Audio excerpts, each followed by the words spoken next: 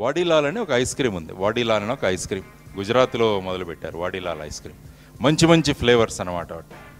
ఒకప్పుడు ఏమనుకున్నారంటే 1980 సంవత్సరంలో వాడీలాల్ ఐస్ క్రీమ్ రాగానే this is going to be the number 1 ice cream in the country అనుకున్నారనమాట.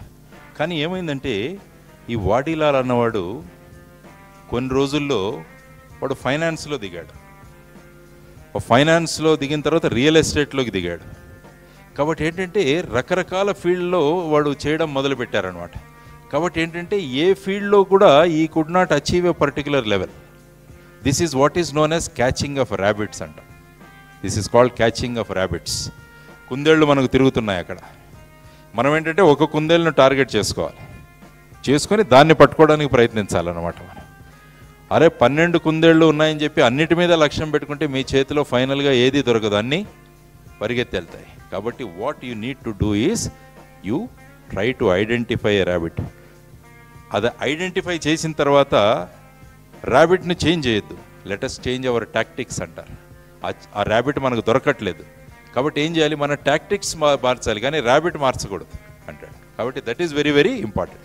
ఎప్పుడైతే మనం లక్ష్యం కానీ గోల్ కానీ చేసుకున్నామో దాన్ని వదలకూడదు అనమాట. అందుకనే స్వామి వివేకానంద కూడా అంటారు, ఎప్పుడైతే మీరు జీవితంలో ఒక లక్ష్యాన్ని తీసుకుంటారో మీ శరీరంలో ఉన్న ప్రతి అవయవం కూడా ఆ లక్ష్య సాధనకు మీకు సహకరిస్తుంది అన్నది ఆయన చెప్తారు. కాబట్టి you should have a goal. You should have a goal to get that happen అన్నమాట. అదొకటి ఇంపార్టెంట్.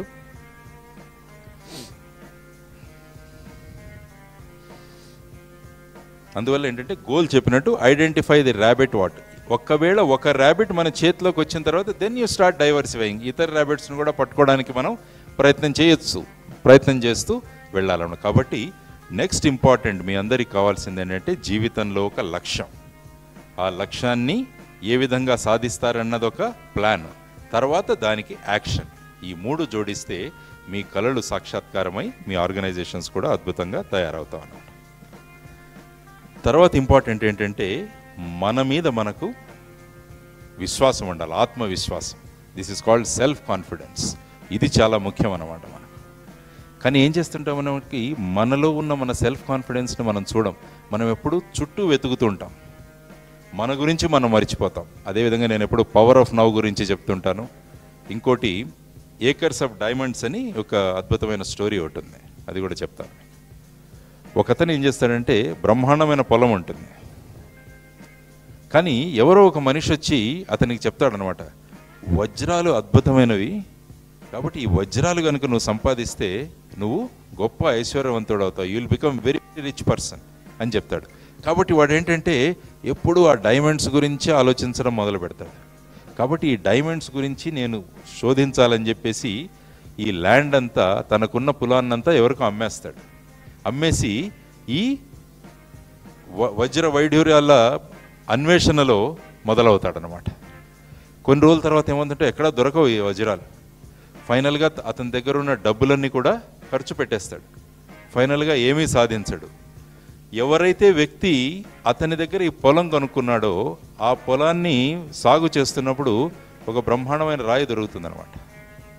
ఆ రాయి తీసి పరీక్షిస్తే ఆ పొలంలోనే బ్రహ్మాండమైన వజ్రాలు ఉన్నాయి ఆల్రెడీ. కాబట్టి ఏంటంటే ఆ వజ్రాలను వదిలేసి, తన దగ్గర ఉన్న వజ్రాలను వదిలేసి ఎక్కడో దొరకబోయే వజ్రాల గురించి ఆ మనిషి శోధిస్తూ చివరికి ఏమీ సాధించలేకపోయాడు జీవితంలో. కాబట్టి దీని నుంచి మనం ఏం నేర్చుకోవాలంటే మనలో అద్భుతమైన శక్తి ఉంది. We have lot of self, మనలో ఉంది పవర్ ఆర్ ఆత్మవిశ్వాసం, మనలో సెల్ఫ్ కాన్ఫిడెన్స్. అది వదిలేసి మనం ఏంటంటే అటు ఇటు తిరుగుతుంటాం. కాబట్టి another important thing what you need to have is lot of self confidence in you. Lot of self confidence is very much required.